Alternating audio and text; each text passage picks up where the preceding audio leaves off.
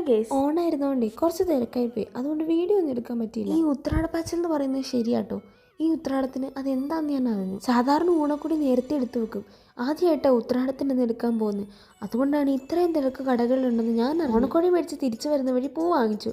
ഈ ഒരു കളാട്ടോ നമ്മൾ ഇടാൻ പോകുന്നത്. മണ്ണിലിട്ട മഴ പെയ്ത് കൊളാകുമെന്ന് എനിക്ക് ഉറപ്പായിരുന്നു. അതുകൊണ്ട് ഞാൻ ഇന്ന് തിന്നേല പോയിട്ട് ഞാനിങ്ങനെ പെർഫെക്ഷൻ നോക്കി ഇട്ടിട്ട് വെളുപ്പിന് 5 മണിയാവാറായി. പോയിട്ട് കഴിഞ്ഞപ്പോൾ ഞാൻ ഒറ്റയ്ക്ക് ഉണ്ടായിരുന്നുള്ളൂ ഇവിടെ പോയിടാൻ.